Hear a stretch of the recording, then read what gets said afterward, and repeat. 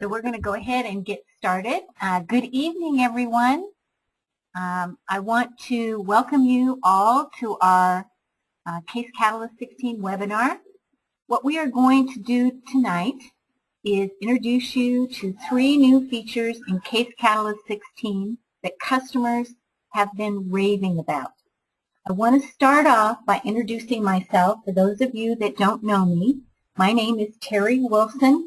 I have been the district sales manager for Cinegraph in the Northern California area for almost 15 years, and I'm excited to be here this evening and to be a part of this webinar. Before I turn this over to Michelle, I just want to do some housekeeping. Please know that during the webinar you will all be muted, so if you need to contact us, please use the question window at the bottom of the webinar pane. Also, due to the amount of material to cover, we will not have time for questions. So please feel free to contact me or Michelle or Sharon. We will provide our contact information at the end of the webinar. Michelle? Hi, everyone. We're so glad you could attend. My name is Michelle McLaughlin, and I'm Terry's counterpart in Southern California. I've been the Southern California District Sales Manager for over 6 years, and prior to that, I worked as a deposition reporter for about 13 years on and off. We're so excited to have you all here. Any time that you invest in training is always so quickly earned back. And on that note, let's get started. Sharon? Great. Welcome, everyone. Let me start off by briefly introducing myself. My name is Sharon Vartanian. I've been a freelance reporter in San Francisco since 1995. In addition, I'm a certified independent training agent for Case Catalyst, and I've been fortunate to have the opportunity to train Case Catalyst users all over the country and even outside the country in different parts of the world. I've met some wonderful reporters, captioners, cart providers, and students along the way. I'm excited to be here tonight to introduce you to some of the great new features in Case Catalyst version 16.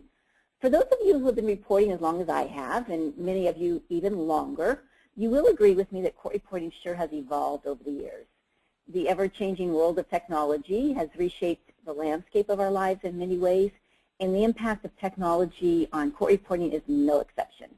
I believe it's become so important in our industry to stay current with new technology and to make sure we're taking advantage of all the features that our software offers. So I commend you for taking the time out of your busy schedule to join us tonight. Now, there are many new features and enhancements in version 16, but today we're going to highlight 3 of them for you. First, we're going to talk about the new audio compression rates, and then we will introduce you to a new feature called Case Prep, and that will be followed by a new feature called Cart View. And then the last thing we want to do is make sure you know where to get additional help for these new features as well as any other Case Catalyst features, new or old. Our goal here today is to make sure you are aware of these new features. Now, there's always more than one way to do things. Just because these features exist doesn't mean you have to use them, but I think it's important that you know about them so that you can choose to use them if you think they're going to assist you in making your work life easier. So let's delve into these fabulous new features. First, let's take a quick poll here so we can get an idea of who uses the audio feature. This will only take a second. Terry is our official poll taker, and she's sending that to you right now.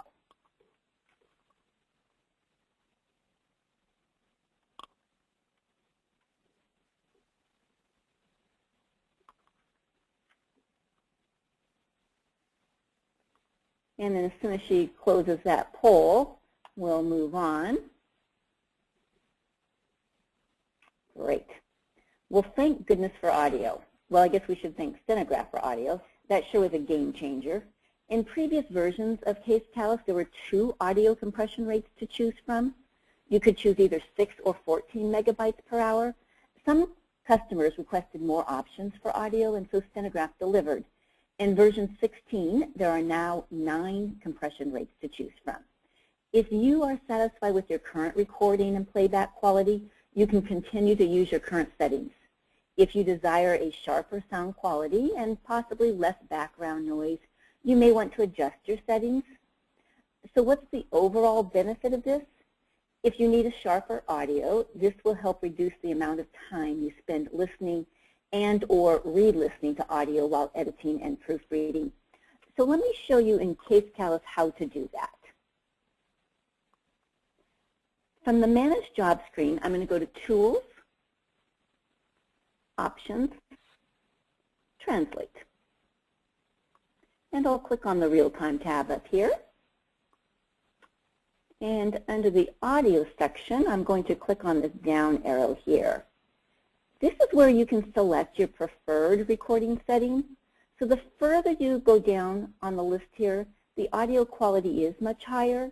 Now, higher doesn't necessarily mean better for your individual situation, but I can tell you that the higher you go, the audio file becomes significantly larger. So you want to keep that in mind if you are transferring files or transmitting the audio via the internet using work units. You have to consider the available bandwidth of your internet connection. The larger the file, the longer it will take to transfer and transmit the audio. And using the higher settings is not recommended if you are sending work units via the internet. Now, there are a few other things you want to keep in mind.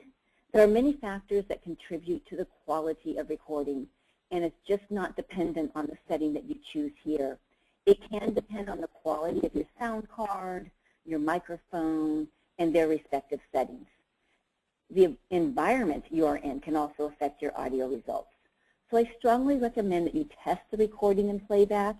If you are recording on one computer but playing it back using a different computer, you may need to experiment to get the best results. If you are going to change your audio settings here, I recommend that you start at the low end, possibly 58 or 80, and then work your way up if need be. Terry's going to play a couple of sample sound files for us so that we can see the difference. When I first got Case Catalyst 16, this was one of the features that I was really excited about, and I wanted to test out myself and see what the different sound quality was on the different levels. So I set up my little writer, and I went into a file, and I wrote, and for those of you that know me, I write is-can with and Q's and A's and speaker IDs, and that's about it. But I did my little test on the lowest level of Kodak, and then I went to about a medium range, and then to the highest. And when I played the 3 files back, I honestly could not tell the difference whatsoever in the sound quality. So when I had an opportunity, I talked to our development team, and they indicated to me that the reason for that was because of the environment I was recording in. I'm sitting in my tiny little office all by myself, no background noise whatsoever, and it's kind of like you're in a sound booth, and recording sitting directly in front of my computer. In other words, I wasn't using it in a live environment. So when you test this and you decide to do different levels, then make sure you're doing it in a live environment. So I have 2 files to play for you. One of these, I believe, was recorded at 14, the Kodak level of 14 megahertz per hour. And keep in mind, this has been recorded on someone else's computer. It was actually a beta tester that was recording this for us in a live environment. And now it's being played back on my computer, and you're hearing it through my speakers, which are then going out to the internet and playing through your speakers. So the result may not be exactly what you anticipated, but I hope you kind of get the gist of the difference. So here's the first one. Members of the jury, the evidence and the arguments in this case have been completed, and I will now instruct you as to the law. The law that applies in this case is stated in these. Okay, so now here's the second one, which I believe was recorded around the 80 megahertz level. Members of the jury, the evidence and the arguments in this case have been completed, and I will now instruct you as to the law. The law that applies in this case. Hopefully you could hear the difference in how that was. So also to give you an idea of our poll, 87% of you use audio. So this feature may be very important for you. Back to you, Sharon. Great, okay. Moving on to case prep. Do you want to be prepared as much as possible for any words or phrases that may come up during your next job? Do you want to have better real-time translation? Do you want to save time and money by doing less editing? If you answered yes to any or all of those questions, case prep may just be the tool for you. Case prep is genius. It's a wizard that will do all the work for you. With case prep, you can compare transcripts in Case Catalyst or ASCII format against your dictionary to determine which words are and are not in your dictionary. And then you can use that information to generate a dictionary builder list for words that are not in your dictionary. And you can also generate a heads-up list of words and phrases that you might want to brief. So let's say some colleagues of yours have worked on a case that you are about to go on, or possibly you have gotten some documents ahead of time from one or more of the attorneys, or maybe you even did some research on your own and found some information on the internet about your upcoming case, or possibly a class that you're going to be providing CART for. You can take those transcripts and documents and generate a list of words and or phrases that have previously come up and may come up in your upcoming proceeding. So that's what I mean by a heads-up list. The unknown is always unsettling, so this heads-up list can take away some of the unknown and alert you to what's possibly coming. Preparation is the key to success in many situations, and in the court reporting world, I think that holds true also. So let me show you how you can use case prep in Case Catalyst. Okay, I'm going to go into my folder here. I have here a few Case Catalyst transcript files, and then also a few ASCII files that I got from colleagues who also worked on the same case I'm about to go on. So from Manage Jobs, I'm going to go to Tools, Case Prep. It's right there at the top there. Okay. The Case Prep Select Files to Compare dialog box pops up. I'll click Add to select my files that I want to analyze. And for demonstration purposes, I have mine conveniently stored in this one folder, but I could browse to wherever I had them stored. Let me select my files here. Okay. And I'll go ahead and click Open.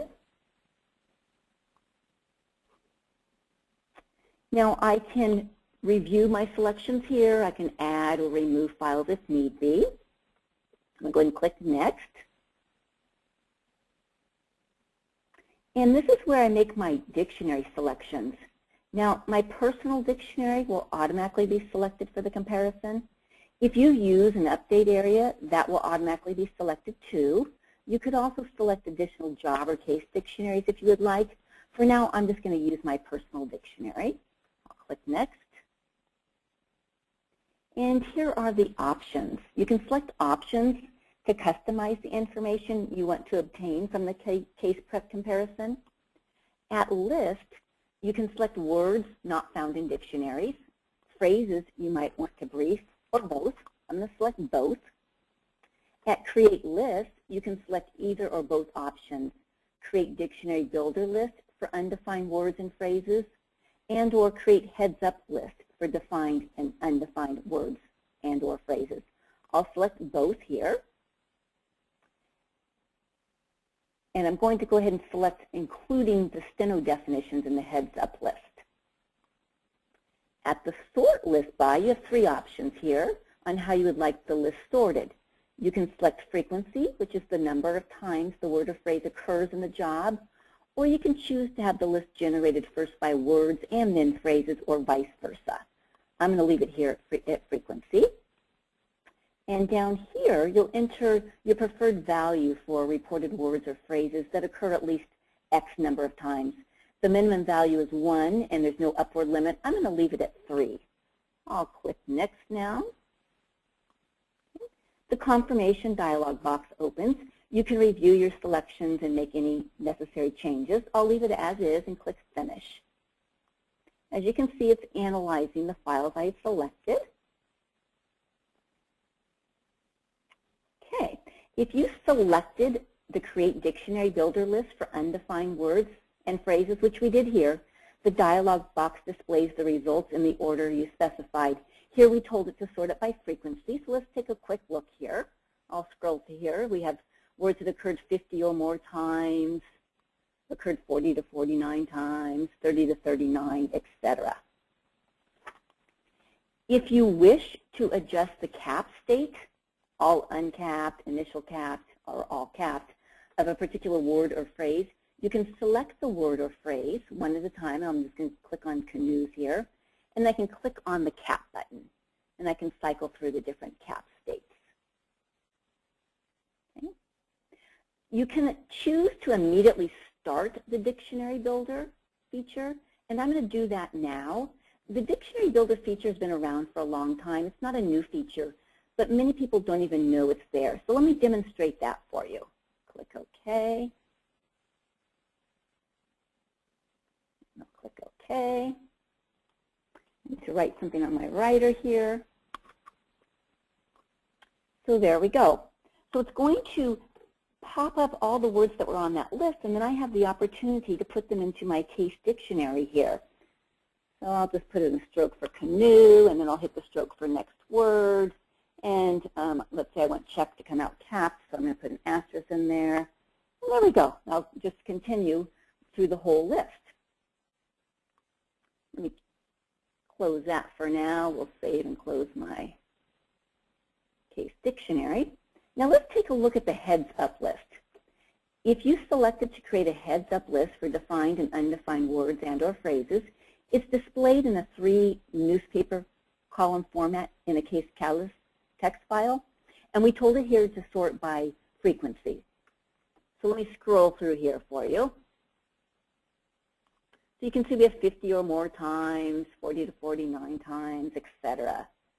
So for words already defined in my dictionary, it will also display the corresponding steno. And come back up to the top of the list here. So here it's showing that Japan and Japanese came up 50 or more times. It's showing the steno I currently have in my dictionary. This can be very helpful in and of itself, because let's say it is a word in my dictionary, but it may have been a long time since I last wrote it, and I may need a reminder. Also, I may want to come up with a way of writing it in one stroke if it came up this many times, 50 times. If you wish to create briefs for words or phrases that are on this list, I can do that right here. I can highlight a word, and I'll highlight this word right here. I'm going to right-click on it, and I can go to Suggest a Brief. And it immediately puts a brief suggestion in my brief pane for me. You can also assign the Suggest a Brief function to a key in your keyboard map to make that easier. Now, the case prep feature can be a benefit to everyone, from seasoned reporters to brand new reporters to students who are working on building a mature dictionary. And this could apply to all kinds of work environments, reporters in the legal arena, CART providers, and broadcast captioners. You can just gather material ahead of time, whether it's transcripts, lecture notes, or any other documents, and use the case prep feature. So Terry, I believe, has another quick little poll for us, and I'll let her take it away there. I had an opportunity last month to go to the DRA convention in Monterey, and while there I was talking to a Case Catalyst user who wanted to know about the features in Case Catalyst 16, so I was telling him about case prep. And he said, oh my gosh, could I have used this a few weeks ago? I had a huge case I was working on, and there had been a number of depositions done before I came on board, and the attorneys gave me an ASCII disk of well over 400 pages of prior depositions. And he said, well, I thought that was really nice of him. I didn't know what the heck I was going to do with it, because my only choice was to sit there and read through 400 pages and try to figure out which words were not in my dictionary. Well, of course, I didn't have time, nor did I do that. With case prep, he said, that would have made that 400-page ASCII so valuable to me, and I could have gone in there way better prepared. So that was just one example that he told me about of where case prep would have really made his job easier and less time editing. Big difference there. So think about that, where you can use this case prep to make your life a little bit easier. And our poll looks like it's done. I'm going to close that. And 91% of you said yes, that case prep would be something that you would find valuable. and helpful. Back to you, Sharon. Great. Great. So let's move on to Cart View. Now, this new feature came about because a number of cart providers had requested a way to share their screen without having to pay for a feature like CaseViewNet. Now, you may be thinking, well, I don't do cart, so this doesn't pertain to me. But you may change your mind here after you see this. You can probably come up with a couple of different scenarios where this can come in handy.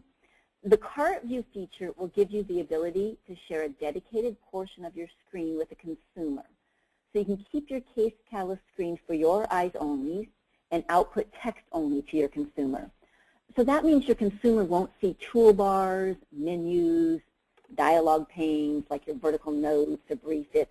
They will just see the plain text.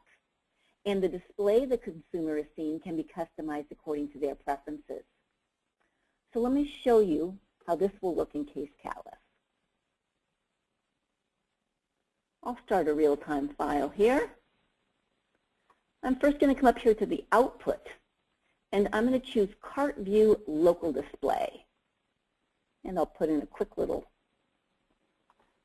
file name, call it test, and I'll click OK. Okay, so now you see the Cart View window displays. If desired, you can drag this to another monitor. For example, you can share this display using a separate computer monitor or using a tablet or iPad. To use a tablet or iPad, you will need to be running a sharing program like AirDisplay or iDisplay. Now, there's no charge to use Cart View, but there's a small fee for the app when you purchase it from the App Store. I think it's something like $9.95. Now, you can customize the Cart View screen by right-clicking on the display and choosing different options. Font, transparency, text alignment, color, margins and spacing, and snap size. Snap size allows you to adjust the size and position of the Cart View window. I'm going to go ahead and snap the size to the bottom workspace here. Okay. All right. I think Terry has our last quick poll here. And while she's doing that, I'm going to go ahead and turn it over to Michelle for a minute. Thanks, Sharon. I just wanted to mention, as Sharon kind of alluded to, that there are so many ways that Cart View can be used in addition to those that provide cart services. There are a variety of other applications that you may find useful. Sharon, our trainer today, did a quick Cart View presentation at the DRA convention recently, and it was really interesting to hear all of the ideas that the reporters had for this feature.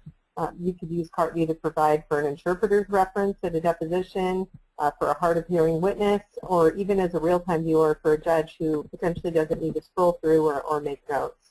So there's lots of different ways you may find to use Cart View. Sharon? Great. I think let's check in with Terry and see if she has those poll results for us. I'm going to close that poll, and 53% of you said yes, that Cart View, you think of situations where Cart View may come in handy. Great.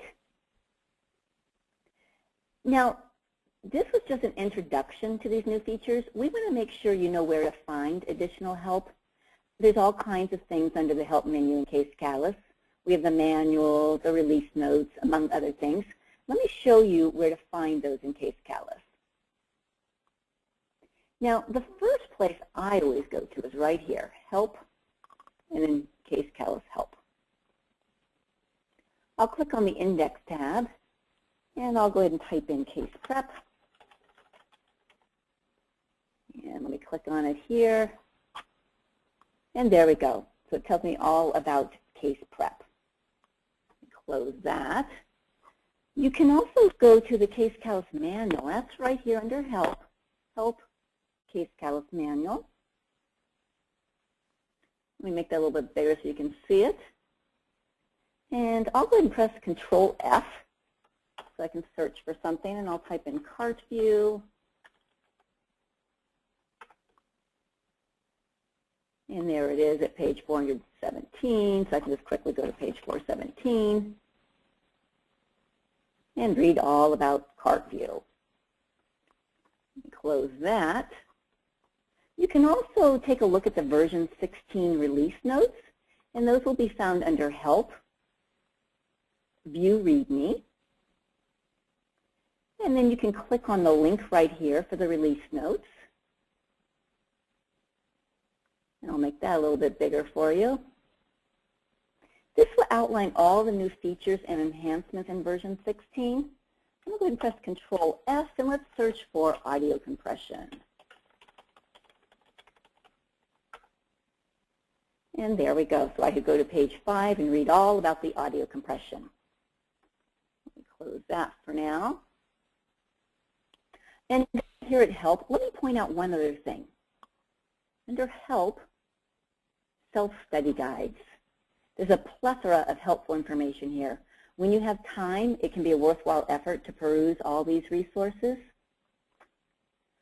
So, as I said at the beginning, our goal here was to introduce you to just a few of the new features and enhancements in Case Catalyst version 16, and to make sure you know where to get help and further information. Stenograph regularly hosts Case Catalyst webinars. There are live and pre-recorded webinars. And also, we're fortunate in California because Cindy Lynch will be putting on a 2-day Case Catalyst workshop in Burlingame here in Northern California on May 15th and 16th. And let me show you where you can get that information. You can actually get to the Stenograph homepage from the Help menu. So you can go to Help and then the Stenograph homepage. I actually have it open for you already here. So here's where you get the webinar information. Under the Training and Education, I can click on the Professional Development Webinars. So you can look to see what upcoming live webinars and any webinars that are on demand that have been pre-recorded. And then also, under Training and Education, you can go to Case Catalyst Training, and this is where you'll come find the information for upcoming workshops.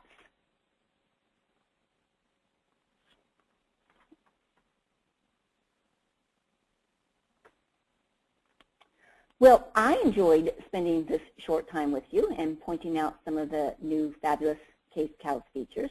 I hope you found it beneficial. I'm now going to turn it over to Michelle. Thanks, Sharon, and we all want to thank you so much for taking the time out of your evening to attend tonight. And we really hope this webinar was helpful for you. In addition to all of the different help features within Case Catalyst that Sharon's demonstrated, just keep in mind that Sharon is available for one-on-one training in person in the Northern California area or remotely over the internet for anyone anywhere. As soon as we exit our meeting, there will be a very short survey that will pop up. And if you could all just please take a couple of seconds and fill this out for us, it'll help us improve these webinars for you in the future. Any questions, please feel free to contact Terry Wilson or me. We'll be glad to help. And that concludes our webinar for this evening. Thanks so much and have a good evening.